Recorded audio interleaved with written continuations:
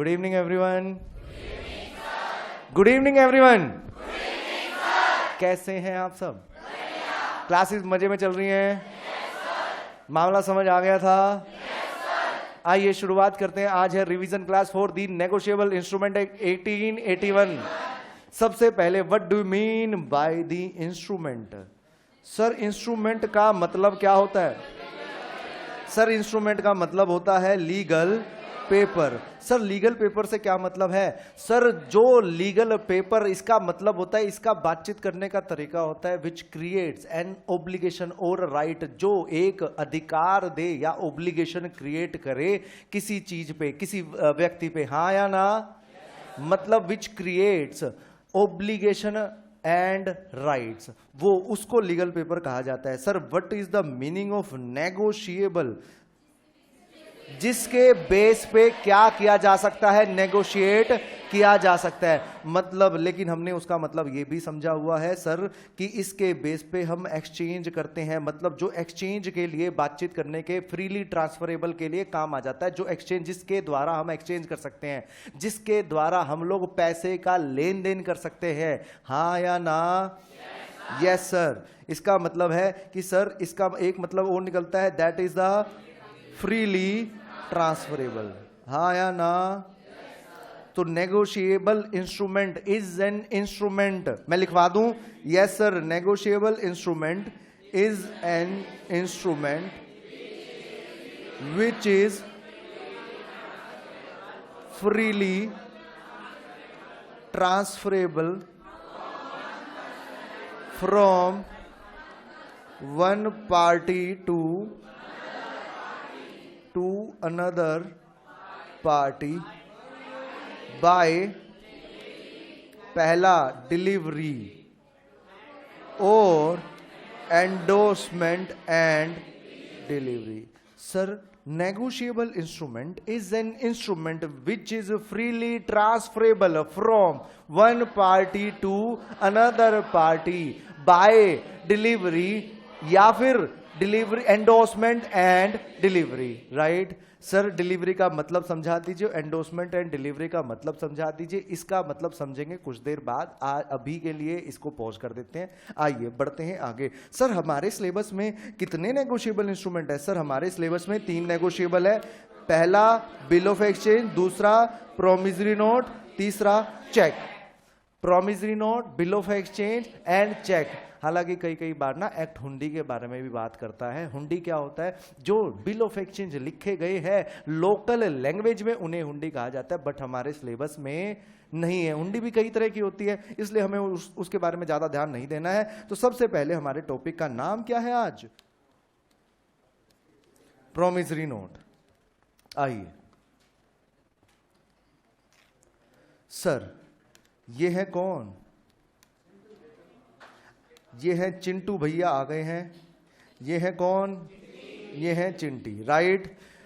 चिंटू ने चिंटी को कुछ गुड्स बेच दिए हैं और चिंटी ने पैसे देने के लिए ये कहा है कि सर चिंटू भैया मैं आपको कुछ दिनों में पैसे दे दूंगी। चिंटू भैया कहते हैं मुझे इस बात पे विश्वास नहीं है, आप मुझे कुछ लिख के दे दीजिए। तो इस केस में चिंटी क्या करती है? चिंटी एक प्रॉमिसरी नोट लिख के देती है। जैसे नाम से ही जाहिर है क्या कि प्रॉमिस कर रही है कौन?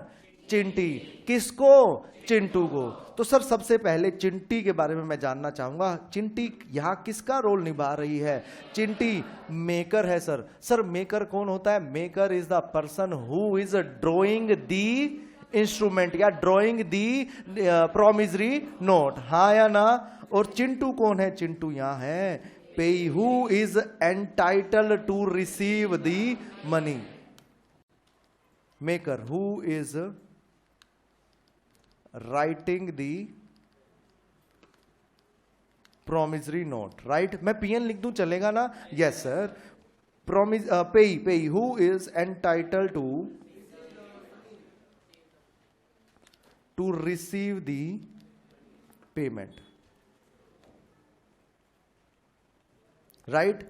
अब चिंटी ने क्या लिख के दिया? Sir I promise to pay to Chintu rupees 10,000 after 30 days. क्या इतनी ही बातचीत से काम चल जाएगा क्या? नो सर, इस केस में उन्हें क्या लगाना पड़ेगा? Stamp. To make this paper as a legal paper हमें स्टाम्प लगानी पड़ेगी as per the Indian stamp act, right. और उस स्टाम्प को कैंसिल करते हुए क्या करने पड़ेंगे? सिग्नेचर, हाँ या ना? कि उस स्टाम्प पे आधे सिग्नेचर उस स्टाम्प पे करने पड़ेंगे और आधे सिग्नेचर पेपर पे करने पड़ेंगे। रीजन बिंग कि इस नोट का मिसयूज ना हो सके। मतलब कई बार क्या होता है कि बंदे चतुर व्यक्ति होते हैं, चतुर व्यक्ति 10,000 को बना देते हैं 1,00,000 और उसकी स्टाम्प बदल के उसे मिसयूज करने की बातचीत करते हैं। इस चीज के लिए ये चीज लॉ में प्रावधान लाया गया। कैंसिल करने का प्रोविजन क्या था? स्टाम्प को कैंसिल करने के लिए पीछे लॉजिक ये था कि कई चतुर व्यक्ति होते हैं, पहले कभी होते थे, तो उन्होंने क्या करना, उन्होंने एक आइडिया निकाला, एक लूप होल निकाला कि इसकी स्टाम्प को, रेवेन्यू स्टाम्प को चेंज कर दिया, उसे बढ़ा दिया और अमाउंट को इंक्रीज कर दिया ताकि पार्टी के साथ फ्रॉड किया जा सके। इन चीजों को मिटिगेट करने के लिए एक्ट में लिखा गया क्या कि जो भी स्टाम्प लगा रहे हैं उसे कैंसिल करना है। किसके द्वारा? साइन करते हुए। आधे स्टाम्प पे साइन होंगे और आधे साइन होंगे पेज पे, हाँ या ना? Yes sir. ये नोट किसने दिया बना के? सर ये नोट चिंटी ने, जो कि क्या है, मेकर है, बना के दिया किसको? चिंटू को, जो है क्या, पे। और ड्यू डेट पे चिंटू ये नोट लेके पहुंच जाएगा और पेमेंट चिंटी के पास, और पेमेंट रिसीव कर लेगा। चिंटी इस नोट को अपने पास रख लेगी और डिस्ट्रॉय कर देगी। Is that okay? Yes sir. Sir क्या हम अब डेफिनेशन समझ सकते हैं? बिल्कुल समझ सकते हैं। आइए sir, promissory note is an instrument, धीरे धीरे चलेंगे, इन राइटिंग। मैं धीरे धीरे लिख पा रहा हूं इसलिए धीरे धीरे मेरे साथ कोप अप करेंगे। In which maker makes an unconditional undertaking to pay a certain sum of money to a certain person or his order or bearer of it. Bearer of it, right? Promissory note is an instrument in writing in which maker makes an unconditional undertaking to pay a certain sum of money to certain person or his order or bearer of it, right? सबसे पहले हम इसके साथ साथ definition को समझने के साथ साथ इसके फीचर भी यहां लिख लेते हैं। सबसे पहला, is it a instrument? Instrument का मतलब है ये होना चाहिए क्या? स्टाम्प्ड। स्टाम्प्ड मतलब इंडियन स्टैंप एक्ट के अकॉर्डिंग इस पे लगी होनी चाहिए क्या? स्टाम्प। दूसरा क्या होना चाहिए सर? ये साइन होना चाहिए, हाँ या ना? सर साइंड किसके द्वारा होने चाहिए? पेई के द्वारा या मेकर के द्वारा? सर इसमें signed by maker, because sir responsibility of the payment is lying with maker. ये बात समझ पा रहे हैं आप? Yes sir. देन उसके बाद हमने क्या समझा? सर ये होना चाहिए लिखित में, हाँ या ना? हम ओरली बात को स्वीकार नहीं करेंगे, ये बातचीत होनी चाहिए लिखित में। देन उसके बाद सर ये बातचीत होनी चाहिए क्या? Unconditional. Sir how can we term this not is a unconditional? Sir ऐसी कंडीशन जो सर्टेन है हैपन होना, उसके लिए कोई भी कंडीशन की बातचीत नहीं होती। मतलब ऐसी कंडीशन जो होंगी ही होंगी, जो सर्टेनिटी के साथ लाई करती हैं, वो कंडीशन नहीं मानी जाती। बट ऐसी कंडीशन जिससे इस नोट के ऊपर डाउटफुल सिचुएशन क्रिएट हो जाती है, that will be known as the condition. कहने का मतलब है कि अगर ऐसी कोई कंडीशन लगी है, जैसे कि वो आई promise to pay ₹10,000 with in 7 days, तो 7 दिन में ही पे कर दूंगा। इन 7 days, आफ्टर 7 days, तो 7 दिन में गुजर जाएंगे, 7 दिन बाद पेमेंट मिल जाएगी। This is the valid promissory note. Is that okay? Yes sir. लेकिन अगर कंडीशन लगा दी कि आई promise to pay ₹10,000 to be if mister C dies, तो ये वैलिड प्रोमिसरी नोट नहीं है, वैलिड है ये promissory note, because certainty of event है, happening of the event is certain है, जो आया है वो तो जाएगा ही जाएगा, हाँ या ना। अगर if I am trying to say is I promise to pay ₹10,000 to mister B, if mister C dies within 1 year, तब मैं कह सकता हूं कि this is not a valid promissory note, because ये अनकंडीशनल नहीं है। मतलब कहने का भावार्थ ये है, कहने का मतलब ये है कि अगर कंडीशन सर्टेन टू हैपन है, मतलब कोई भी डाउटफुल नहीं है, no doubt in the condition, then it is okay.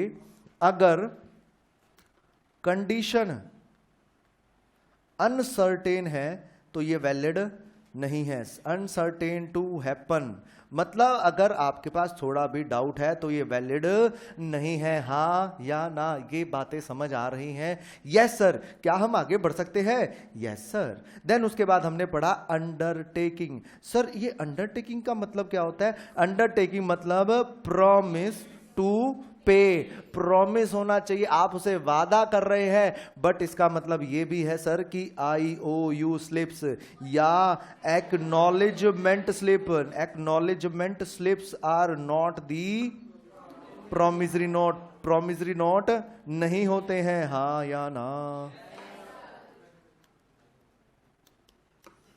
क्या हम यहां सेम लेवल पे हैं? Yes sir. देन उसके बाद हमने पढ़ा क्या सर कि जो अमाउंट है वो होना चाहिए क्या? Certain amount. Sir certain amount से आप क्या समझते हैं? सर्टेन अमाउंट से समझते हैं अमाउंट मेजर्ड हो, डेफिनेट हो। मेरी बात समझ पा रहे हैं ना कि हमें अमाउंट एक पता चलना चाहिए उस नोट में देख के, 10,000 है, 15,000 है, amount must be a definite thing, हाँ या ना? Yes sir. देन उसके बाद हमने देखा उसको कि सर ये क्या होना चाहिए? सिर्फ और सिर्फ पैसे की बात किया होना चाहिए, कि इसमें सिर्फ पैसे की बातचीत करेंगे, जैसे आई प्रॉमिस टू पे ₹10,000। अगर इसके साथ मैं कोई और बातचीत करना शुरू कर दूंगा, जैसे ड्राई क्लीन के कपड़े दे रहे हैं हम लोग, तो ये वैलिड प्रोमिसरी नोट नहीं होगा। तब ये बन जाएगा क्या? Contract of bailment. Contract of bailment ऐसी बातें करता है, हाँ या ना? इसलिए इसकी कंडीशन, इसका फीचर कि ये पैसे की बात ही करते होना चाहिए। देन उसके बाद कि सर इसमें क्या बातचीत होनी चाहिए? कि पहला पेई सर्टेन हो, दूसरा या फिर उसके ऑर्डर पे हो और हिज ऑर्डर, या फिर क्या हो? बीरर ऑफ इट, हाँ या ना? कि बीरर मतलब बीरर और ऑर्डर इंस्ट्रूमेंट हम समझेंगे लेकिन 10 या 15 मिनट के बाद। तो बीरर और ऑर्डर पे थोड़ा सा पोज लेते हैं। क्या आपको फीचर सारे समझ आ गए हैं? Yes sir. क्या हम आगे चल सकते हैं? Yes sir. आइए, second thing is bill of exchange. Sir bill of exchange, sir इसमें basically there are the 3 parties. क्या मैं ABC का नाम एग्जांपल ले लूं? Yes sir. ये है A, ये है B, ये है C। सर जो बंदा बिल लिख रहा होगा that will be known as the drawer. मेरी बात समझ पा रहे हैं? जिस पर बिल लिखा जाएगा वो होगा कौन? ड्रोई। और जिसको मिलेगा पेमेंट वो होगा कौन? सर पेई। कहने का मतलब है एक होगा ड्रोवर, एक होगा पेई और एक होगा ड्रोई। क्या आप इस वोकैबुलरी से समझ रहे हैं? Yes sir.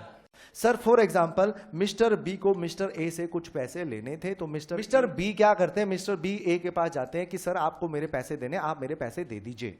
तो मिस्टर ए कहते हैं मैंने भी कुछ पैसे लेने हैं, किससे? मिस्टर सी से। तो मेरे पास मिस्टर सी से पैसे आने दो, मैं आपको टाइमली पेमेंट कर दूंगा जब मेरे पास पैसे सी से आ जाएंगे। तो मिस्टर बी उन्हें एक बातचीत करते हैं, उन्हें एक एग्जांपल देते हैं कि सर अगर मिस्टर, पहले आप मिस्टर सी से रिसीव करेंगे पैसे, फिर आप मुझे देंगे पैसे, तो ऐसा चक्कर क्यों करना है? आप ऐसा कीजिए, आप डायरेक्टली एक नोट पे लिख के दे दीजिए मुझे, आप ऐसी इंस्ट्रक्शन दे दीजिए मुझे, आप ऐसा ऑर्डर दे दीजिए। ऑर्डर मुझे ऑर्डर दे रहे हैं, पेई को ऑर्डर देंगे या ड्रॉई को ऑर्डर देंगे? सर ये ड्रॉई के लिए ऑर्डर होगा। आप मुझे एक चिट्ठी बना के दे दीजिए, एक नोट बना के दे दीजिए, मैं उस नोट को दिखा दूंगा कहा मिस्टर सी के पास, और मिस्टर सी से आपके ब्याह पे पेमेंट ले आऊंगा। हाँ या ना? अब इसको चेंज करते हैं, इसकी लैंग्वेज चेंज करते हैं। यहां पे मिस्टर ए ने क्या लिखा? Pay to mister B ₹10,000 after 10 days. कहने का मतलब है ये इंस्ट्रक्शन किसके लिए आई? सर ये इंस्ट्रक्शन किसके लिए आई है? मिस्टर सी के लिए। ये मिस्टर ए इंस्ट्रक्शन डायरेक्शन या ऑर्डर दे रहे हैं किसको? ड्रॉई को, मिस्टर सी को, कि क्या ये 10 दिनों बाद मिस्टर बी जो पेई हैं उन्हें 10,000 रुपये पे कर देना। और इसके साथ में मिस्टर सी इसे एक्सेप्ट भी कर लेते हैं, हाँ या ना, और इसके में सिग्नेचर कर देते हैं। मेरी बात समझ पा रहे हैं? हालांकि ये कंसेप्ट अभी बाद में आएगा, हम उसे रिवाइज कर लेंगे। जब मिस्टर सी इस बिल ऑफ एक्सचेंज को एक्सेप्ट कर लेते हैं तो अपने सिग्नेचर करेंगे, एक्सेप्टेंस के कानून पढ़ेंगे, उसे रिवाइज करेंगे, तब पढ़ लेंगे। सिर्फ मैं आपको सिर्फ यही बताना चाह रहा था, जब वो मिस्टर सी एक्सेप्ट कर लेंगे तो यहां साइन हो जाएंगे। Is that okay? Yes sir. आइए, तो मिस्टर बी कौन थे? मिस्टर बी पेई थे। ऑर्डर किसके पास गया? ड्रॉई के पास गया। ड्रॉई के पास ऑर्डर गया है ना? हाँ या ना? Yes sir. कितने का पेमेंट का गया? 10,000 का, और 10 दिनों के बाद का। हाँ या ना? Yes sir. आइए, क्या हम इसकी डेफिनेशन समझ लें? Yes sir. A bill of exchange is an instrument in writing drawn by drawer. Sir ये ड्रोवर के द्वारा बनाया गया है इंस्ट्रूमेंट। ड्रोवर कौन होता है?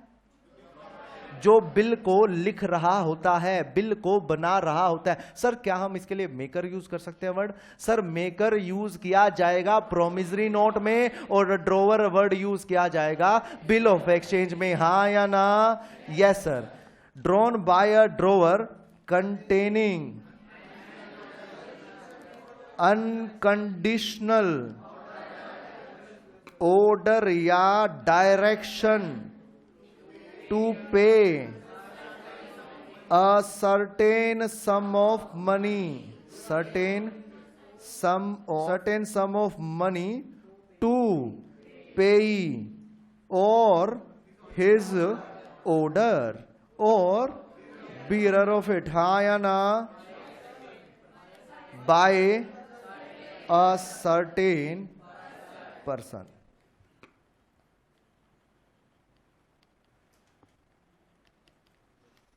आइए, bill of exchange is an instrument in writing drawn by drawer containing provisions of containing unconditional order या direction to pay a certain sum of money to pay और हिज ऑर्डर और bearer of it by a certain person. Sir सबसे पहले instrument है, इसके feature के बारे में जान लेते हैं। फीचर में सबसे पहला पॉइंट सर ये होना चाहिए इन राइटिंग, ये होना चाहिए स्टाम्प्ड, ये होना चाहिए क्या? साइंड। हाँ या ना? सर ये साइंड किसके द्वारा होना चाहिए? By drawer. जैसे प्रोमिसरी नोट बनाया किसने था? मेकर ने। साइन उसके करवाए थे क्योंकि he is liable for the payment. तो यहां पे इंस्ट्रक्शन पेमेंट दिलवाने के लिए लाइबल है कौन? ड्रोवर है, तभी उसके साइन करवाए हैं। देन उसके बाद सर होना चाहिए क्या? अनकंडीशनल। होना चाहिए क्या सर? ऑर्डर। सर क्या अनकंडीशनल का मतलब वही है जो हम प्रोमिसरी नोट में समझ के आए थे? यस सर, कि सर्टेनिटी टू हैपन वाली कंडीशन है तो उसे कंडीशन कंसीडर नहीं किया जाएगा। बट अगर अनसर्टेन वाली कंडीशन आ गई है, कोई डाउटफुल वाली कंडीशन आ गई है, तो हम उसे कंडीशन बोल देंगे, हाँ या ना, अनकंडीशनल वोलेट हो चुका है उस केस में। Is that okay? Yes sir. Then उसके बाद ऑर्डर, कि सर ऑर्डर मींस कि डायरेक्शन दी जानी चाहिए किसी को। सर इसका मतलब है क्या IOU स्लिप्स या फिर एक्नॉलेजमेंट स्लिप्स, क्या ये चीजें होती हैं सर? ये चीजें बिल ऑफ एक्सचेंज नहीं होती सर, हाँ या ना? Yes sir. देन उसके बाद क्या है कि सर सर्टेन होना चाहिए, हाँ या ना? सर्टेन सम ऑफ मनी होनी चाहिए। देन उसके बाद कि सर मनी ओनली की बात की जानी चाहिए, सर्टेन सम, डेफिनेट सम, मनी सिर्फ पैसे पैसे पैसे की बात करेंगे। देन सर पेई या फिर हिज ऑर्डर या फिर बीरर ऑफ इट, हाँ या ना? देन उसके बाद सर बाय अ स्पेसिफाइड या certain person. Sir certain person, specified का मतलब बताइए? Certain person, sir certain person का संबंध है यहां पे किससे? ड्रॉई से, कि ड्रॉई एक सर्टेन पर्सन होना चाहिए, बिकॉज पैसे लेने किससे हैं? सर ड्रॉई से लेने हैं। Is that okay? I hope सबके क्लियर हो रहा होगा, हाँ या ना? क्या आप रिलेट कर पा रहे हैं इन चीजों को? Yes sir. देन आइए इसके बाद हम बढ़ते हैं। Sir there are to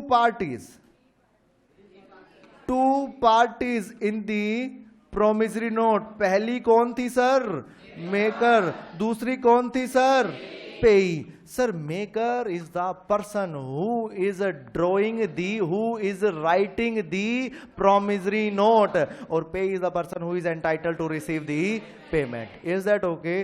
there are 3 parties in the bill of exchange. Sir पहली कौन? ड्रोवर। अच्छा मैं ना यहां डिटेल में लिखता हूं ना, इसके बारे में एक्सप्लेन करनी है अपने को। सर ड्रोवर, पहली पार्टी कौन sir? Drawer. Who is writing the instrument, who is writing the bill of exchange, हाँ या ना?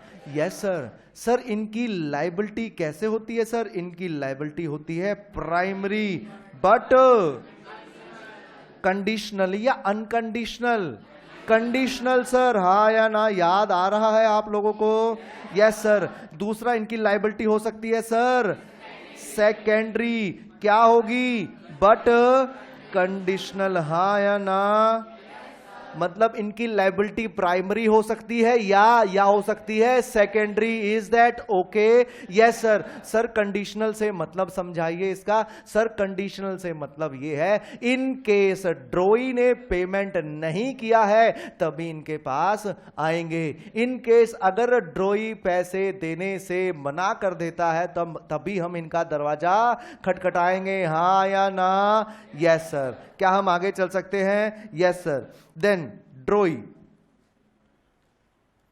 Sir drawee is the person on whom the bill is drawn, हाँ या ना? क्या इनकी कंडीशन, इनकी जो लाइबिलिटी है प्राइमरी होती है? यस सर, प्राइमरी लाइबिलिटी हो जाती है कब? ऑन एक्सेप्टेंस, हाँ या ना? Yes sir. एक्सेप्टेंस वाला टॉपिक आएगा, वो समझेंगे एक्सेप्टेंस वाली बातचीत क्या होती है। देन सर अगर ड्रॉई बिल एक्सेप्ट कर लेते हैं तो क्या कहा जाएगा? उन्हें एक्सेप्टर कहा जाएगा, बट साथ में उनकी लायबिलिटी हो जाती है क्या? Primary. Is that okay? Yes sir. Then उसके बाद बचा कौन? पेई भैया। पेई भैया क्या होते हैं? Who is entitled to receive the payments, हाँ या ना? क्या प्रोमिसरी नोट और बिल ऑफ एक्सचेंज क्लियर है? Yes sir.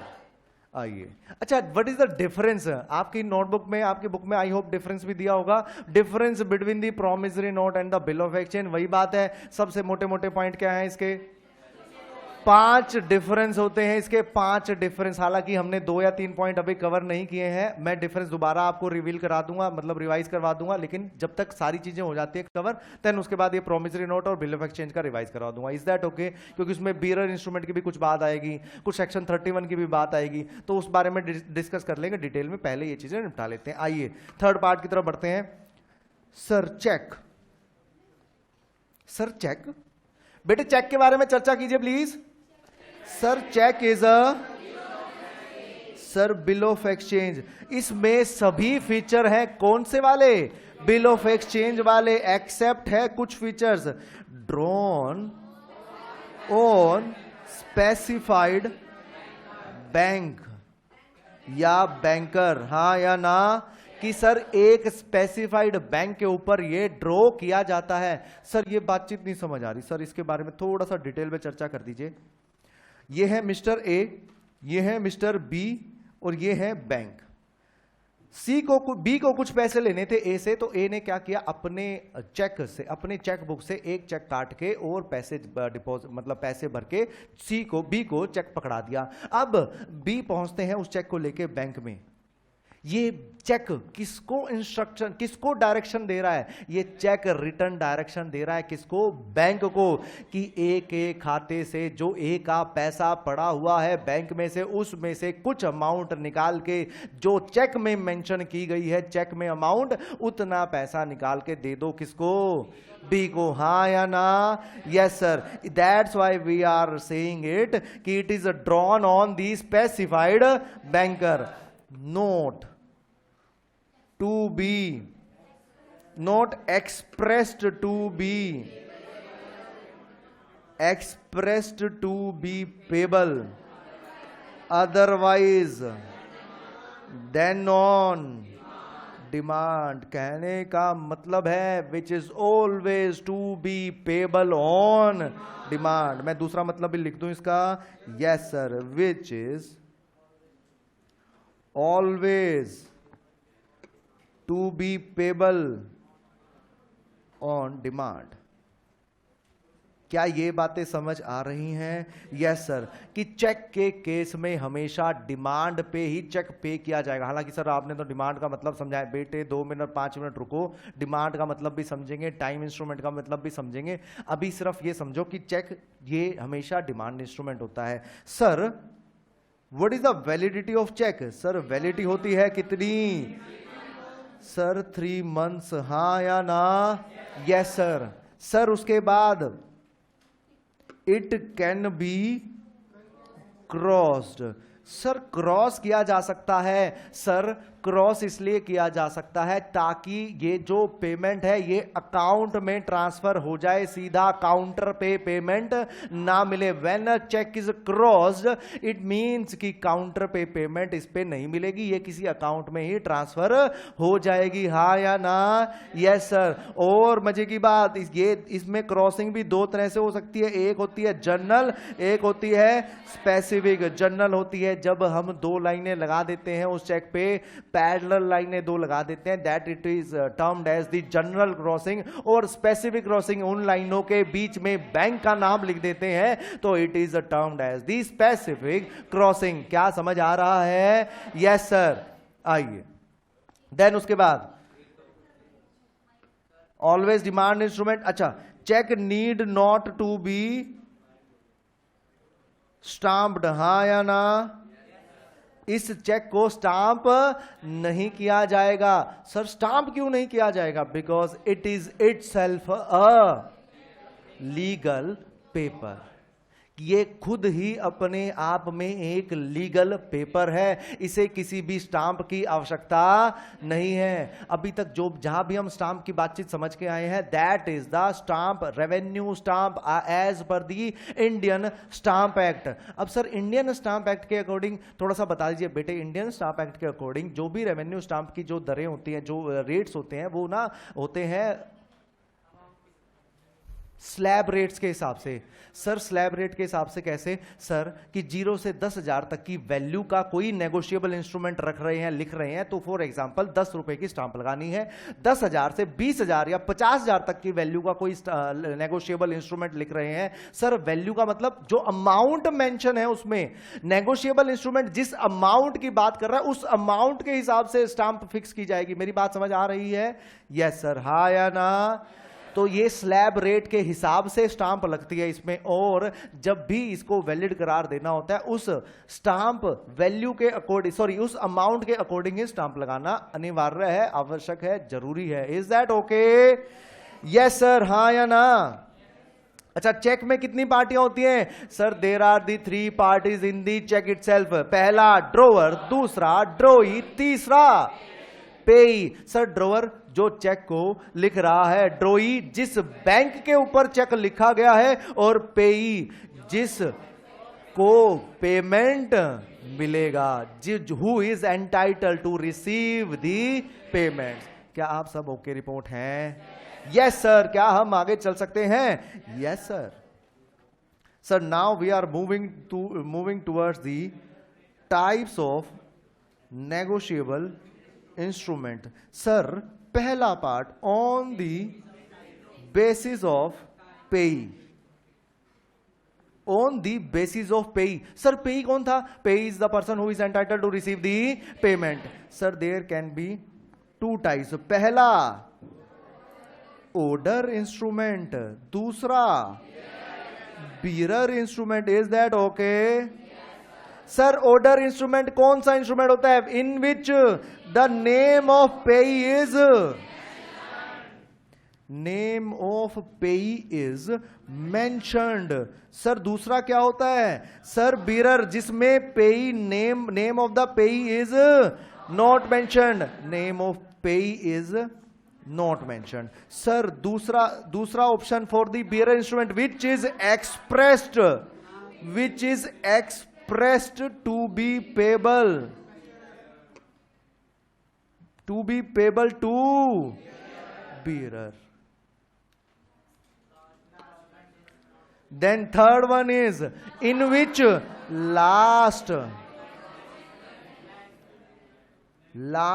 endorsement is blank. Sir इस ब्लैंक का मतलब क्या होता है? सर इस ब्लैंक का मतलब होता है कि आपने किसी का नाम नहीं लिखा है, हाँ या ना? कि आपने एंडोर्समेंट कर दी है। सर ये एंडोर्समेंट कब होती है, क्या होता है, क्या होता है? हालांकि हम लोग टॉपिक डिस्कस करेंगे, जस्ट मैं आपको क्विक रिकैप देता हूं इस एंडोर्समेंट का।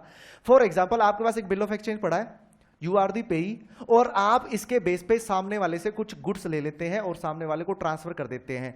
क्या ये ऐसे ही ट्रांसफर हो जाएगा bill of exchange? No sir. मेरी बात समझ पा रहे हैं कि सर ऐसे ही ट्रांसफर तो नहीं होगा। मान लो उस बिल ऑफ एक्सचेंज में नाम लिखा हुआ है रामलाल का, तो क्या श्यामलाल उसके ब्याह पे पेमेंट लेने जा सकता है? नो सर, क्योंकि जो ड्रॉई होगा वो तो कहेगा भैया रामलाल को पेमेंट लिखी हुई है, मैं तो रामलाल भैया को ही पेमेंट दूंगा, हाँ या ना? तो इन केस रामलाल भैया क्या कर सकते हैं? रामलाल भैया इसको ट्रांसफर कर सकते हैं इन द नेम ऑफ श्यामलाल। अब रामलाल भैया ट्रांसफर कैसे करेंगे सर? सर इसके लिए वही 3 स्टेप। पहला लिखेंगे, इस इंस्ट्रूमेंट के पीछे लिखेंगे एंडोर्स्ड टू, पहला लिखेंगे श्यामलाल, नाम मेंशन कर दिया, यस सर, लिख दिया वर्ड एंडोर्स। दूसरा सर नीचे रामलाल भैया करेंगे क्या? साइन। तीसरा करेंगे क्या? डिलीवरी। हालांकि ये टॉपिक मैं दोबारा करवाऊंगा, रिवाइज करवाऊंगा, टेंशन नहीं लेनी है, मुझे सिर्फ एंडोर्समेंट का मतलब समझाना था कि लास्ट एंडोर्समेंट। अब एंडोर्समेंट इस ब्लैंक का मतलब क्या है? एंडोर्स्ड टू, आगे किसी का नाम नहीं लिखा गया है, मतलब जिसके हाथ में ये इंस्ट्रूमेंट होगा वो पेमेंट लेने जा सकता है, हाँ या ना? Yes sir. Then order instrument पे वापस आते हैं। Sir in which name of the payee is mentioned, जिसमें पेई का नाम लिखा हो। दूसरा in which last endorsement is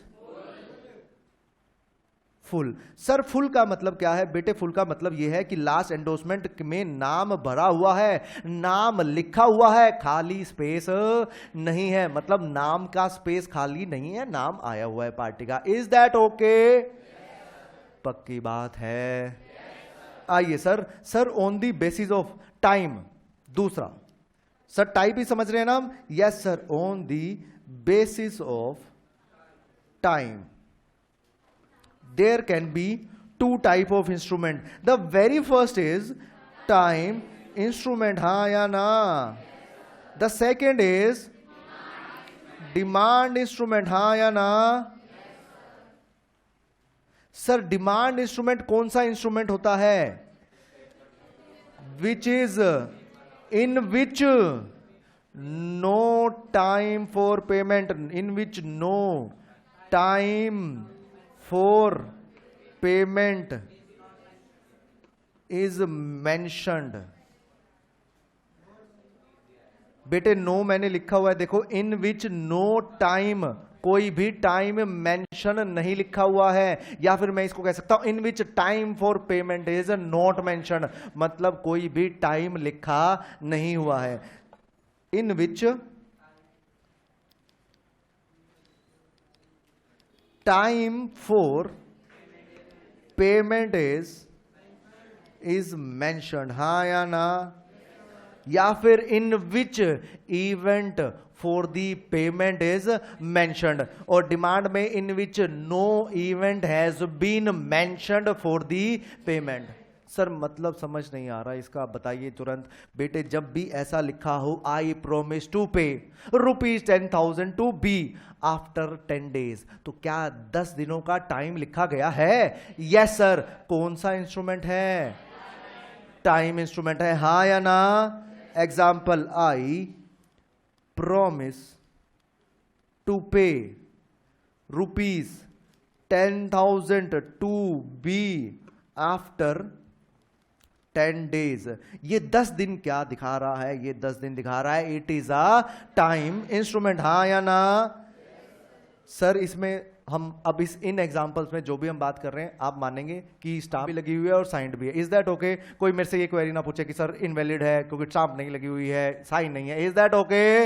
yes sir. आइए चलते हैं आगे. इसके एग्जांपल में, in which no time for the payment has been mentioned, it means I promise to pay ₹10,000 to B. कोई भी बातचीत नहीं की गई है टाइम से रिलेटेड. मैं जब चाहूं इस पेमेंट को ले सकता हूं, हाँ या ना?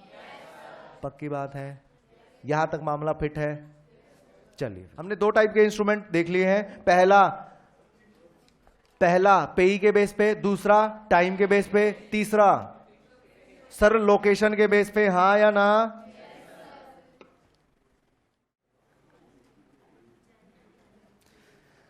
सर मुझे एक कंसेप्ट डिस्कस करना है, inland bill and foreign bill वाला. मैं आपको रिवाइज करवा रहा हूं वही कंसेप्ट कि सर इनलैंड बिल कौन सा होता है? सबसे पहली कंडीशन, सर पहली कंडीशन मैंडेटरी, ऑल्दो की दोनों कंडीशन मैंडेटरी होती है. उसमें सबसे पहले क्या कहा जाता है कि सर मेड या drawn in India. Is that okay? Yes sir. दूसरी कंडीशन के साथ इसका लगा हुआ है क्या सर? एंड. दूसरी कंडीशन के लिए सर इसमें 2 ऑप्शंस हैं. पहला ऑप्शन क्या है सर? सर पहला ऑप्शन है पेबल इन इंडिया. और दूसरा ऑप्शन क्या है सर? दूसरे ऑप्शन के लिए, दोनों ऑप्शन में कुछ और हो सकता है. दूसरा drawn upon any person resident in India. मेरी बात समझ पा रहे हैं? हालांकि हो सकता है सबसे पहले जब मैंने कंसेप्ट समझाया था, जब हमने डिटेल में चर्चा की थी, तो इसका मतलब स्टूडेंट्स, इसका मतलब आम बोलचाल की भाषा में कई बार पेबल के मतलब में समझा जाता है कि payable to a Indian resident. But when we are going through the specifically, अगर वर्ड बाय वर्ड उसका जाएं, आम बोलचाल की भाषा में आप इसे कह सकते हैं, बट इसका मतलब एक्चुअली निकलता है क्या? Drawn upon any person resident in India. मतलब ड्रॉ किया गया हो किस पे? ऐसा पर्सन जो इंडिया का रेजिडेंट हो, हाँ या ना? मेरी बात समझ पा रहे हैं? मतलब 2 ही कंडीशन, पहली कंडीशन क्या, मेड और ड्रॉन इन इंडिया। दूसरी कंडीशन के लिए दो ऑप्शन है, पहला क्या है कि सर इंडिया में पेबल हो वो बिल, या फिर क्या हो, या फिर हो drawn upon any person in India, Indian resident पे किया गया हो, क्या ड्रॉ किया गया हो। अगर indirectly I am trying to say, कहने का मतलब अगर ये कंडीशन है या फिर अगर ये कंडीशन है तो भी क्या है आपका इनलैंड बिल, हाँ या ना। Yes sir. Sir foreign bill क्या है, सर फॉरेन बिल है which is not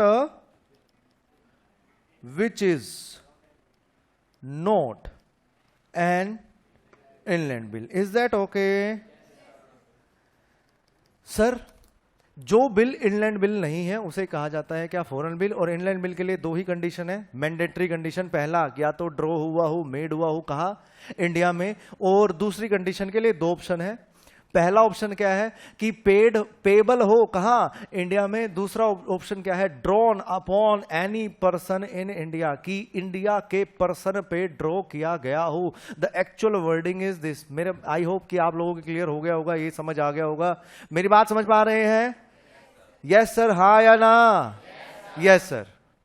क्या हम इससे रिलेटेड एक केस स्टडी भी समझ लें? Yes sir. सर इससे फॉरेन बिल की लायबिलिटी से संबंधित, liability in case of foreign bill, इस केस से संबंधित एक केस स्टडी है सर। एक बातचीत करना रहता है कि liability in case of foreign bill. For example, पहला ये है कौन, ये है ए, ये कहां रहते हैं सर, ये रहते हैं बर्लिन में। ये है कौन, ये है बी, ये कहां रहते हैं सर, मॉस्को। मॉस्को लगा लो, हाँ या ना? Yes sir. और ये इन एक इंस्ट्रूमेंट, ये है कौन, ये है ड्रोवर, और ये है कौन, ये है ड्रोई, हाँ या ना? Yes sir. और ये इंस्ट्रूमेंट पहुंच गया एंडोर्समेंट होते होते कहां, इंडिया में। और इंडिया में ये बिल आके हो जाता है क्या सर, डिसऑनर हो जाता है। मतलब केस आपको समझ आ रहा है कि बर्लिन में एक बंदे ने बिल ऑफ एक्सचेंज बनाया।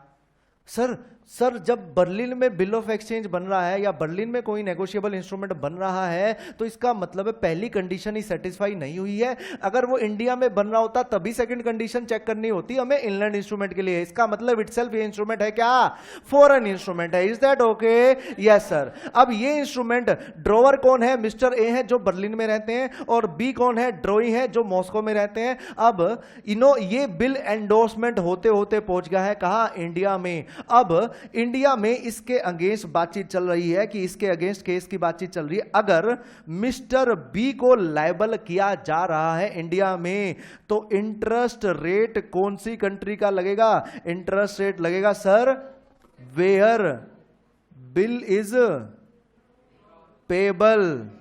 और अगर मिस्टर ए को लायबल किया जा रहा है तो इंटरेस्ट रेट कौन सा लगेगा सर, इंटरेस्ट रेट लगेगा वेयर बिल इज ड्रॉन। मेरी बात समझ आ रही है, हाँ या ना? कि sir in case you are making the liable to the drawer, drawer को लायबल कर रहे हैं तो इंटरेस्ट रेट वो लगा लेना जो आप ड्रो, जहां पे वो बिल ऑफ एक्सचेंज ड्रॉ किया गया है। और इन केस अगर आप ड्रोई के केस में ड्रोई को लायबल करना चाहते हैं तो इंटरेस्ट रेट लगेगा कौन सी कंट्री का, where that bill is payable. क्या आप सहमत हैं? पक्की बात है, समझ आ रहा है? Yes sir. यही केस था ना जो लास्ट क्लास में किया था हमने, लास्ट टू लास्ट में किया था शायद। अच्छा कल की क्लास में किया था ये वाला, ठीक बेटे। अभी तक हमने क्या पढ़ा sir, types of negotiable instrument on the basis of पेई। जब पेई के बेस पे पढ़ा तो ऑर्डर और बेरर इंस्ट्रूमेंट हुआ। देन उसके बाद हमने पढ़ा sir type of negotiable instrument on the basis of time, time and demand instrument. Time मतलब जिसमें टाइम लिखा हुआ था, डिमांड मतलब जिसमें टाइम नहीं लिखा हुआ था। Then on the basis of location, inland and foreign. देन उसके बाद उसकी एक केस स्टडी भी हमने पढ़ी। अब बातचीत कर लेते हैं वापस से एक्सेप्टेंस से रिलेटेड। एक्सेप्टेंस से रिलेटेड पहले मैं एक स्पेशल चीज के बारे में बताना चाहता हूं, एक्सेप्टेंस बाद में स्टार्ट करेंगे। सबसे पहले सर आरबीआई क्या चाहती है, do you know this thing कि RBI is printing the currency notes? मेरी बात समझ रहे हैं ना? RBI has a monopoly in the country for the printing of the currency notes, हाँ या ना? जैसे आपकी जेब में कोई भी करेंसी का नोट है, तो सबसे पहले एक बात मुझे ये बताइए कि क्या वो करेंसी नोट बीरर इंस्ट्रूमेंट है या ऑर्डर इंस्ट्रूमेंट है? सर बीरर इंस्ट्रूमेंट में उस करेंसी नोट पे किसी का भी नाम नहीं लिखा हुआ है। सर उस करेंसी नोट की डेफिनेशन, उस करेंसी नोट की लैंग्वेज क्या होती है? उसमें लिखा होता है आई प्रॉमिस टू पे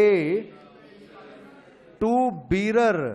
जिस भी अमाउंट का नोट होता है वो अमाउंट लिखी होती है कि मैं धारक को इतने रुपए अदा करने का वचन देता हूं। इसका मतलब है आप एक्सचेंज ऑफ, इस मनी के एक्सचेंज में आप उसकी वैल्यू ले सकते हैं, हाँ या ना? वैल्यू मींस कि आप उसके बदले में उतनी अमाउंट के, उतनी वैल्यू के गुड्स ले सकते हैं। Is that okay?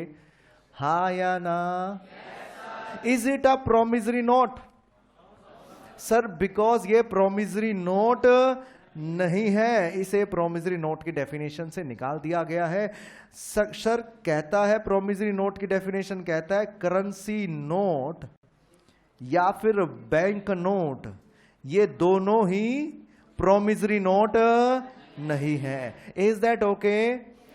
जहां पे हम प्रोमिसरी नोट की डेफिनेशन बढ़ के आए थे, वहां पे एक पार्ट पेंडिंग था, उसमें लिखा हुआ था कि अदर देन करेंसी नोट और bank note. Is that okay? Yes sir. दूसरी बातचीत, ये था पार्ट नंबर फर्स्ट। अब मुझे पार्ट नंबर सेकंड के लिए बातचीत करनी है। सर हमें ये पता है ऑर्डर इंस्ट्रूमेंट क्या होता है? ऑर्डर इंस्ट्रूमेंट जिसमें नाम लिखा हो, बेरर इंस्ट्रूमेंट जिसमें नाम नहीं लिखा हो, हाँ या ना? और आरबीआई की मोनोपोली है करेंसी के बारे में, वो अपनी मोनोपोली को बरकरार रखने के लिए एक कानून लेके आए, section 31 of the RBI act 1934। इस सेक्शन ने हमें बताया कि promissory note plus bearer instrument is not allowed, चाहे वो टाइम वाला हो, चाहे वो डिमांड इंस्ट्रूमेंट हो। Bearer plus promissory note is not allowed. Is that okay? Yes sir. Sir दूसरा इसने हमें बताया कि bill of exchange plus bearer plus demand instrument is not allowed.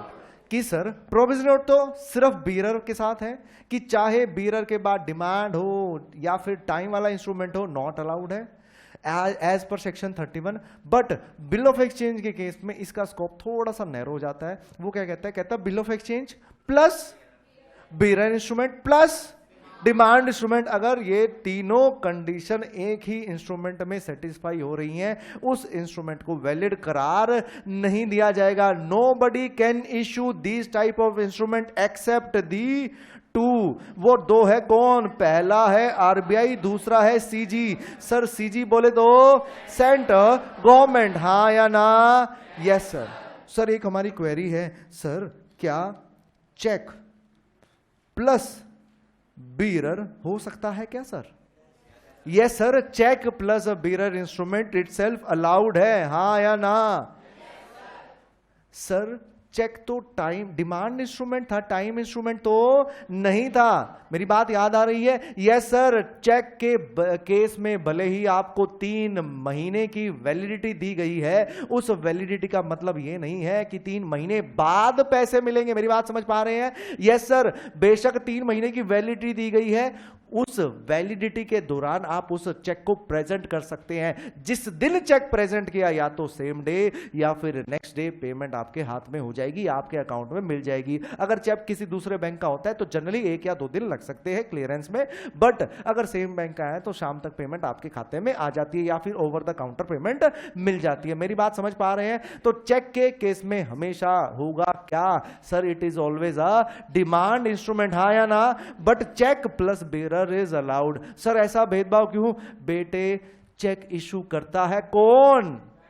Sir bank issue करता है, और बैंकों के लिए सबसे बैंकों के सरदार है कौन? RBI, reserve bank of India. तो ये इटसेल्फ बैंक के थ्रू ही चैनलाइज हो रहा है, तो इसलिए इसको अलाउड कह दिया गया है। क्या ये बात आपको समझ आ गई है? Yes sir. क्या हम आगे बढ़ सकते हैं? Yes sir. आइए, now we are moving towards the concept of acceptance. क्या हम एक्सेप्टेंस वाले कंसेप्ट पे बढ़ सकते हैं? Yes sir. सर सबसे पहले मुझे तो इस बारे में चर्चा करनी है कि there are two types of instrument on the basis of time पढ़ के आए थे। पहला टाइम इंस्ट्रूमेंट, दूसरा demand instrument. Sir demand instrument पैसा हाथों हाथ मिल जाएगा, कोई भी इवेंट या कोई भी टाइम मेंशन नहीं है, बट टाइम इंस्ट्रूमेंट में टाइम मेंशन होता है। सबसे पहले गौर फरमाइएगा कि क्या, अच्छा हमने 3 टाइप के इंस्ट्रूमेंट पढ़े हैं। पहले हम नॉर्मल से चलते हैं। क्या प्रोमिसरी नोट की एक्सेप्टेंस की आवश्यकता होगी? सर प्रोमिसरी नोट की आवश्यकता नहीं होती है, प्रोमिसरी नोट के एक्सेप्टेंस की बातचीत नहीं होती है। रीजन सर इसमें मेकर खुद ही साइन करके दे रहा होता है। सर मेकर कौन होता है प्रोमिसरी नोट में? सर मेकर को खुद ही पैसा पे करना होता है। जब वो खुद ही लिख के दे रहा है तो एक्सेप्ट किससे करवाने जाओगे? मेरी बात समझ रहे हो? Yes sir. क्या बिल ऑफ एक्सचेंज के केस में हमें एक्सेप्टेंस जरूरी है? सर जरूरी तो नहीं है, लेकिन आपकी इच्छा के होल्डर की इच्छा पे ली जा सकती है। हम इसके बारे में भी चर्चा कर लेंगे कि acceptance is not mandatory in each bill of exchange, right. Then sir cheque के केस में, सर चेक के केस में अभी डिस्कस कर रहे हैं। सर फॉर एग्जांपल आपने, ये है ए, ये है बी। सर बी कौन है? बी सर ड्रॉई है। ए है कौन? सर ए है पेई। मान लीजिए ए है पेई, पेई को पेमेंट लेनी थी किससे? सर ड्रॉई से, हाँ या ना? अब ड्रॉई से पेमेंट लेने के लिए इस इंस्ट्रूमेंट पे, इस बिल ऑफ एक्सचेंज पे कोई टाइम नहीं लिखा हुआ था, तो ये दौड़ के पहुंचते हैं कहां? सर जाते हैं ड्रॉई के पास। ड्रॉई से कहते हैं कि भैया पहले इस बिल को एक्सेप्ट कर लीजिए। उन्होंने एक्सेप्टेंस दे दी कि मैं इस बिल को स्वीकार करता हूं और टाइम पे पेमेंट कर दूंगा। फिर उसके बाद इन्होंने कहा पहले साइन कीजिए, एक्सेप्टेंस तो दे दी है, साइन भी कर लीजिए। फिर ड्रॉई भैया कहते हैं, मिस्टर बी कहते हैं, जब आप मुझे इस बिल के अगेंस्ट में पेमेंट लेने आए हो मुझसे, तो मुझे साइन करने की आवश्यकता क्या है? जब मैं हाथों हाथ आपको पेमेंट दे रहा हूं, बिकॉज टाइम इस इंस्ट्रूमेंट में मेंशन नहीं है। जब मैं हाथों हाथ आपको पेमेंट दे रहा हूं तो एक्सेप्टेंस की रिक्वायरमेंट नहीं है। कि अगर डिमांड इंस्ट्रूमेंट है और उसकी एक्सेप्टेंस की बातचीत आएगी तो एक्सेप्टेंस उसके लिए नहीं चाहिए, बिकॉज ड्रॉई कहेगा कि पहले एक्सेप्ट करूं, साइन करूं, फिर उसके बाद पेमेंट निकाल के दूं, तो ये फॉर्मेलिटी क्यों कर रहे हैं? सीधा ही पेमेंट ले लीजिए। इस वजह से डिमांड इंस्ट्रूमेंट में एक्सेप्टेंस की आवश्यकता नहीं होती, और ना ही आवश्यकता होती है किसकी? प्रोमिसरी नोट में एक्सेप्टेंस की, हाँ या ना? Yes sir. तो इसका मतलब है डिमांड में नो एक्सेप्टेंस रिक्वायर्ड, हालांकि हमें टाइम इंस्ट्रूमेंट वाले जो बिल ऑफ एक्सचेंज होंगे उनमें एक्सेप्टेंस रिक्वायर कर सकते हैं। सर अब बची बात किसके लिए? सर अब बची है बात सिर्फ और सिर्फ बिल ऑफ एक्सचेंज के लिए। Is that okay? Sir what do you mean by the acceptance here? Sir acceptance का मतलब है क्या? सर एक्सेप्टेंस, अच्छा मैं एग्जांपल दूं पहले, आइए। ये है ए, ये है बी, ए बी, ये है सी, ये है कौन? ये है ड्रॉवर, ये है कौन? ये है पेई, ये है कौन? ये है ड्रॉई, हाँ या ना? क्या आपको दिखाई दे रहा है, समझ आ रहा है? सही। सर एक बिल ऑफ एक्सचेंज ए ने लिख के दिया किसको? बी को, कि मैं डायरेक्शन दे रहा हूं, ऑर्डर दे रहा हूं सी से 10 दिन बाद पैसे जाके ले आना, और जब on the date of maturity 10 दिन बाद मिस्टर बी सी के पास पहुंचते हैं, तो वो ये बहाना बना सकते हैं कि हमने पेमेंट तो ए भैया को दे दी है, हमारे पास तो मैच्योरिटी डेट पे ही आया है, मुझे तो पता ही नहीं था कि मुझे आपको पैसे देने हैं। तो इन चीजों को मिटिगेट करने के लिए एक्सेप्टेंस का कंसेप्ट आया। तो मिस्टर बी प्रेजेंट कर सकते हैं बिल ऑफ एक्सचेंज किसको? ड्रॉई को। मिस्टर ए द होल्डर और the payee of the bill of exchange can present it to the drawee for the acceptance on before, on और before, on होगा या before होगा, बिफोर दी मैच्योरिटी डेट या before the due date, हाँ या ना। और कहेंगे कि भैया आप एक्सेप्ट कर लीजिए, तो क्या ड्रोई एक्सेप्ट कर लेंगे? Yes sir, drawee can accept this, हाँ या ना? Yes sir. और इस चीज को नोट भी किया जाएगा। सर नोट कैसे करेंगे? सर आप नोट करने का आप मतलब क्या कह रहे हैं कि ड्रोई के साइन करवाए जाएंगे किस पे? इस बिल ऑफ एक्सचेंज पे। जब भी मैंने बिल ऑफ एक्सचेंज का एग्जांपल लिया था, आप देखिए, लिया था ना, ये देखिए, ये मिस्टर सी के साइन हो रहे हैं। सी हैं कौन? ड्रोई हैं। तो मैंने एक्सेप्टेंस यहां पे मान ली थी कि सी ने एक्सेप्ट कर लिया है। Is that okay? Yes sir. आइए वापस। सर इसका मतलब है क्या? सर इसका मतलब है एक्सेप्टेंस व्हेन, अच्छा एक्सेप्टेंस वाला कंसेप्ट कर रहे हैं, right. Acceptance when drawee put his signature over the bill, then he will become the acceptor। तब वो बन जाएंगे क्या? सर एक्सेप्टर बन जाएंगे। इट मीन्स ही इज, ही, अच्छा ये ही कौन है सर? सर ये ही के बारे में नहीं समझ पा रहे हम। बेटा ही कौन है? ड्रोई है, हाँ या ना? Yes sir. He is resuming या assuming, he is assuming his liability over the bill, हाँ या ना? Yes sir. सर इसका मतलब समझाओ थोड़ा डिटेल में। Means he can be make liable for the payment, हाँ या ना? यस सर, उन्हें लायबल किया जा सकता है पेमेंट के लिए when he is accepting the bill. इसका मतलब, एक्सेप्टिंग का मतलब ड्रॉई ने हाँ भर दिए हैं और सिग्नेचर कर दिया है। क्या ये बात समझ आ गई है? क्या ये बात ओके रिपोर्ट है कि व्हेन होल्डर या पेई present the bill to the drawee before the maturity for the acceptance and he put his signature over the bill, it means he is resuming his liability over such bill and he can make, drawee can be make liable, मतलब उसे liable किया जा सकता है for the payment। is that okay? पक्की बात है, समझ आ रहा है? Yes sir. क्या हम आगे चल सकते हैं? बिल्कुल सही सर, हम आगे चल सकते हैं। सर एक चीज और थी, एक्सेप्टेंस इज नॉट मैंडेटरी।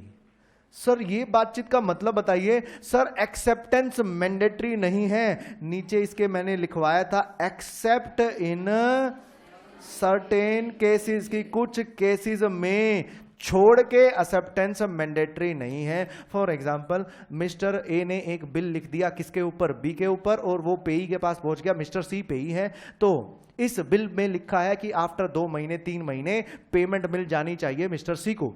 तो इसमें क्या एक्सेप्टेंस की जरूरत है? नो सर, एक्सेप्टेंस की जरूरत नहीं है। अगर पेई को लगे कि ड्रोई को लायबल करना है, ड्रोई को कोर्ट में लेके जाना है, अगर उन्होंने पेमेंट नहीं की तो एक्सेप्टेंस की बात आ सकती है। और इन केस अगर उसे पेई को फील हो कि मैं तो सेफ हैंड्स में हूं, अगर ड्रोई ने पैसा नहीं पे किया तो मैं ड्रोअर से निकलवा लूंगा, ड्रोअर को मेक लायबल कर दूंगा। मेरी बात समझ पा रहे हैं? तो इस केस में एक्सेप्टेंस जरूरी नहीं है। सर फिर एक्सेप्टेंस किस कारणों, किन केसों में जरूरी है acceptance? Sir when acceptance is जरूरी, इसका एक एक्सेप्शन है क्या? When bill is payable after the sight, जब पेबल आफ्टर साइट हो। सर एक बार समझा दीजिए। Pay ₹10,000 to be on sight. Sir ये तो आपने डिमांड इंस्ट्रूमेंट बना दिया। छोड़िए, मैं लैंग्वेज, मैं कंफ्यूजन नहीं क्रिएट करता, मैं पहले समझाता हूं। आइए, pay ₹10,000 to be after 3 months of sight। Sir ये हो गए हैं क्या, ये हो गए हैं सिग्नेचर और stamp. Sir pay ₹10,000 to be after 3 months of sight. कहते हैं कि 3 महीने का पीरियड कहां से स्टार्ट होगा, जिस दिन से, जिस टाइम से ड्रोई एक्सेप्ट कर लेगा इस बिल को, 3 महीने का पीरियड वहां से चालू हो जाएगा। हाँ या ना? इस केस में मैंडेटरी है क्या एक्सेप्टेंस, अदरवाइज मैंडेटरी नहीं है। सर क्या ये टाइम इंस्ट्रूमेंट है? Yes sir, it is a time instrument. अगर हम ये बातचीत करें कि sir pay ₹10,000 to be on site या आफ्टर साइट, तो ये क्या है, कौन सा इंस्ट्रूमेंट है? Sir it is a demand instrument. इस केस में एक्सेप्टेंस जरूरी नहीं है। हाँ या ना? सर ये है क्या, time instrument, acceptance is required.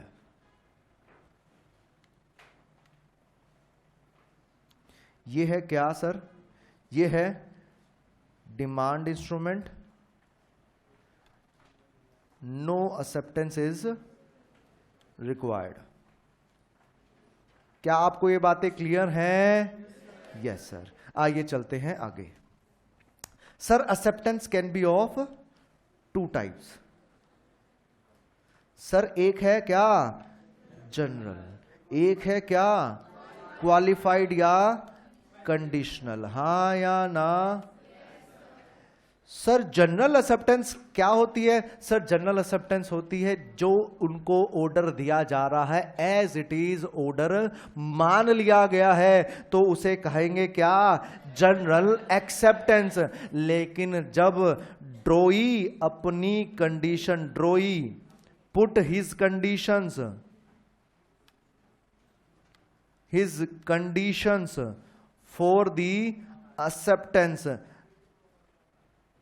जब ड्रोई कहे कि सर मैं टाइम चेंज करना चाहता हूं, मैं प्लेस चेंज करना चाहता हूं, या मैं अमाउंट चेंज करना चाहता हूं कि आपने 10,000 लिखा है, मैं तो आपको 8,000 ही दे पाऊंगा, 2,000 मैं बाद में दे दूंगा, then it is termed as कि जनरल एक्सेप्टेंस नहीं है। तो इस केस में कितने ऑप्शन हैं? Sir now there are the 2 option. किसके पास? सर होल्डर या पेई के पास। हाँ या ना? सर पहला ऑप्शन बताइए, पहला ऑप्शन क्या है? 2 ऑप्शन, मैं ये 1 मिनट रुको, पेई या होल्डर हैव, नाउ पेई या होल्डर हैव 2 ऑप्शंस। पहला ऑप्शन है क्या कि सर एग्री कर दे, क्या agree over the conditions, conditions पे एग्री कर देंगे तो क्वालिफाइड एक्सेप्टेंस हो गया, तो ओके हो गया। हाँ या ना? ये कंडीशन, उनकी कंडीशन मतलब जो ड्रोई ने कंडीशन लगाई थी वो कंडीशन होल्डर ने या पेई ने मान ली है, it is a qualified acceptance, तो ओके रिपोर्ट है। अगर वो एग्री नहीं होते तब now holder have the 2 option, पहला दूसरा। सर पहला ऑप्शन है क्या, दूसरा ऑप्शन है क्या कि he will consider this bill of exchange dishonour for non acceptance. वो कंसीडर करे क्या कि सर ये नॉन एक्सेप्टेंस की वजह से क्या हो गया है, डिसऑनर। कहने का मतलब treat this bill of exchange is dishonoured. और डिसऑनर किस वजह से? सर नॉन एक्सेप्टेंस की वजह से। हाँ या ना? Yes sir. देन उसके बाद सर नाउ पेई या होल्डर कैन शू, किसको? Sue the drawer and his prior parties. वो अब शू कर सकता है किसको? होल्डर को, सॉरी ड्रॉअर को और उसकी प्रायर पार्टीज को। सर क्या ड्रॉई को शू कर सकता है? सर ड्रॉई ने तो एक्सेप्ट नहीं किया है बिल, इसलिए उनको शू नहीं कर सकते हैं। दूसरा ऑप्शन क्या था? Sir he may elect to wait की, वो क्या करे, प्रतीक्षा करे। सर किस चीज की, फॉर दी ड्यू डेट या मैच्योरिटी डेट, हाँ या ना।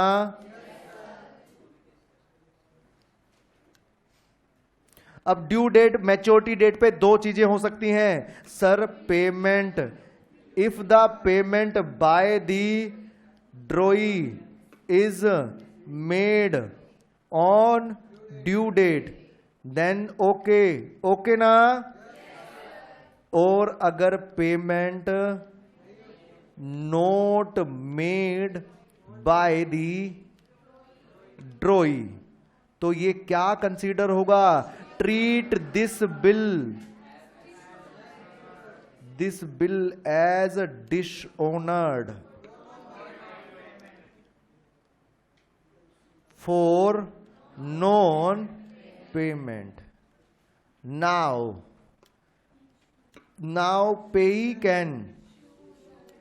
पेई या holder can sue the drawer या ड्रॉई। सर ड्रॉई ने एक्सेप्ट ही नहीं किया होता, अगर एक्सेप्ट किया होता तब हम उसे शू कर सकते थे इन case of non payment. Shoe the drawer and his prior parties. क्या ये बात आपको समझ आई है? मेरी बात समझ आ रही है? हालांकि मैं एक बार दोबारा रिकैप दे देता हूं। सर अगर ड्रॉई मेरी मतलब जैसा इंस्ट्रक्शन दिया जा रहा है, जैसा डायरेक्शन दिया जा रहा है वैसा मान ले, ओके रिपोर्ट है।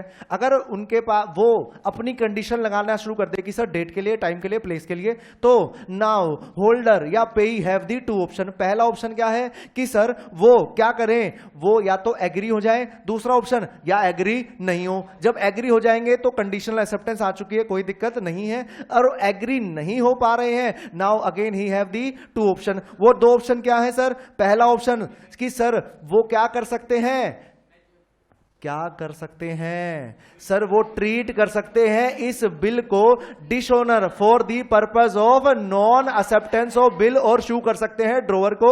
लेकिन दूसरा option he may elect to wait. अब वेट किसका? मैच्योरिटी डेट का, पेमेंट का। उसके बाद फिर अगेन दो ऑप्शन। पहला ऑप्शन क्या, अगर पेमेंट हो गई है तो ओके रिपोर्ट, और पेमेंट नहीं हुई है treat this bill as the dishonour, हाँ या ना। और स्यू करना है किसको? ड्रॉवर को। Is that okay? क्या समझ आ गया है? Yes sir. नोट कर रहे हो?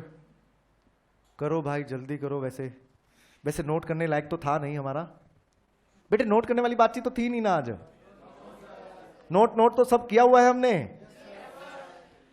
चलो अब आप नोट कर रहे हो तो हम क्या कह सकते हैं। चलिए आइए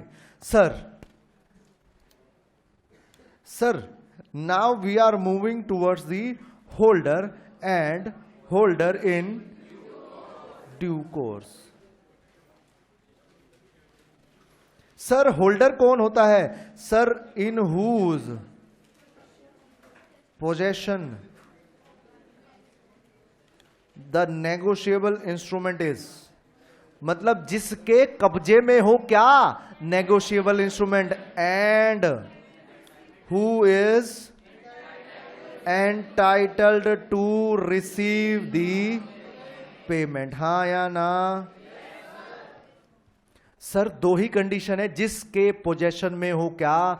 सर नेगोशिएबल इंस्ट्रूमेंट। दूसरा कि सर जो एंटाइटल हो अपने नाम में उस पेमेंट लेने को, that is name as the holder, हाँ या ना। Yes sir. फॉर एग्जांपल एक बिल ऑफ एक्सचेंज ड्रॉ किया गया in the name of Ramlal.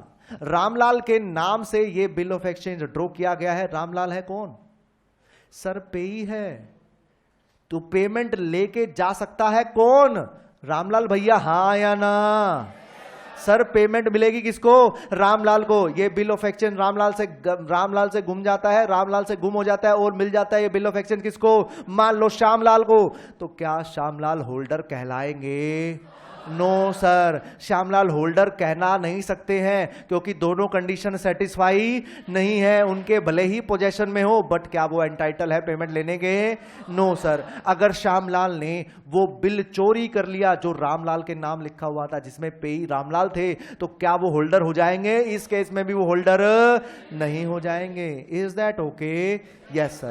Now we are moving towards the holder in due course. Sir, holder, this title is a upgraded title from the holder. ये holder से बड़ी position है, बड़ा title है, और negotiable instrument law भी इसको क्या करता है? HDC को सेव करता है जगह जगह। Sir, holder in due course मतलब जब कोई इंस्ट्रूमेंट किसी पेई को मिले, किसके बदले में? सर, कंसीडरेशन के बदले में। दूसरा, मिले किसमें सर? गुड फेथ में, हां या ना?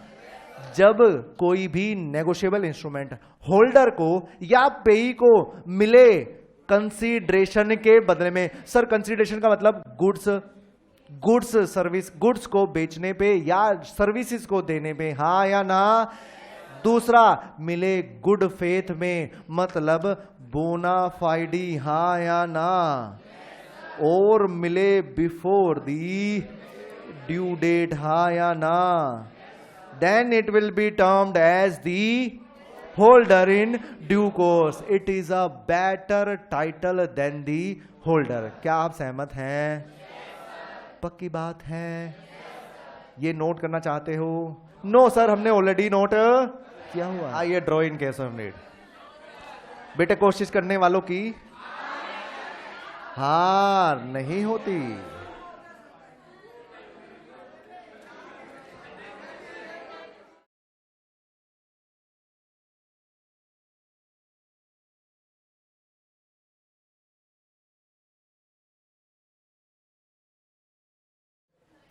Sir, draw in case of the need. तो मैं पहले क्या कर रहा हूं, मैं डेफिनेशन लिख देता हूं, उसके बाद उस डेफिनेशन पे चर्चा कर लेते हैं। Is that okay?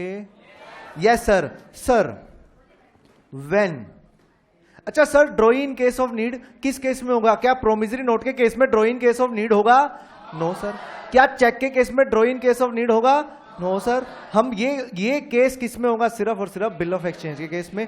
When in the bill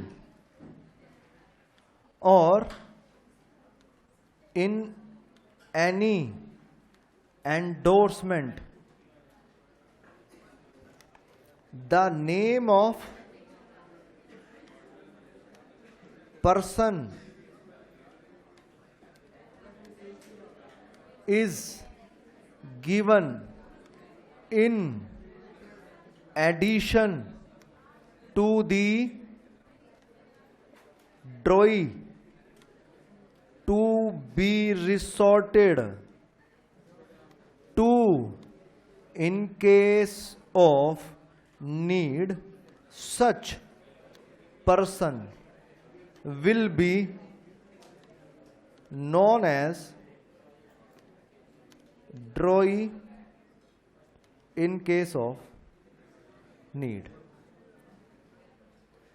When in the bill or in any endorsement the name of the person is given in addition, कहने का मतलब है कि ड्रॉई के साथ में, ड्रॉई के नाम के साथ में एक नाम और लिख दिया जाता है, तो उसे क्या कहा जाएगा? ड्रॉई इन केस ऑफ नीड। उस नाम के लिए अप्रोच कब किया जाएगा? सर, उस बंदे को अप्रोच कब किया जाएगा? अप्रोच जब किया जाएगा कि जब ओरिजिनल ड्रॉई मिल नहीं रहा हो। दूसरा, ओरिजिनल ड्रॉई 48 आवर से ज्यादा टाइम ले रहा हो, तब हम क्या करेंगे? तब हम उस ड्रॉई इन केस ऑफ नीड वाले पर्सन को अप्रोच करेंगे। नॉन एक्सेप्टेंस की वजह से डिसऑनर नहीं कर देंगे कि हो सकता है एक्सेप्ट नहीं कर रहे हो सकता है 48 घंटे हो गए हो सकता है मिल नहीं रहा हो, हाँ या ना? तो इस केस में एक आदमी का नाम, एक पर्सन का नाम in addition to the original drawee लिखा जाएगा, एक ही नाम लिखा जाएगा। इस केस में उस बंदे को, उस व्यक्ति को क्या कहा जाएगा? ड्रॉई इन केस ऑफ नीड, कि जब जरूरत पड़ेगी तो उनसे संपर्क कर लिया जाएगा, हां या ना? सर इसका मतलब है क्या हम directly draw in case of need को अप्रोच कर सकते हैं? नो सर, अप्रोच कर सकते हैं ओनली जब ड्रॉई, पहले ड्रॉई को अप्रोच करना है। अगर उन्होंने 48 घंटे ज्यादा ले लिया, 48 घंटे से और हमारे बार बार चक्कर मारने पे भी वो मिल नहीं रहे हैं, तब उन केस, इस केस में उन draw in case of need को अप्रोच कर सकते हैं। इन ऑर्डर टू, ये बातचीत हुई किस लिए थी? ये बातचीत हुई थी कि सर नॉन एक्सेप्टेंस की वजह से इस बिल को डिसऑनर से बचाने के लिए, या फिर ड्रॉई, ओरिजिनल ड्रॉई जो मिल नहीं रहे हैं उनकी वजह से ये, अगर ये बिल डिसऑनर हो जाता है उस चीज को बचाने के लिए। मतलब मेरी बात समझ पा रहे हैं? Yes sir. तो एक बंदे का नाम in addition to original drawee लिखा जाता है, that will be known as the drawee in case of need. Is that okay? Yes sir. क्या आपको समझ आ गया है मामला आज का? Okay, tata, bye bye.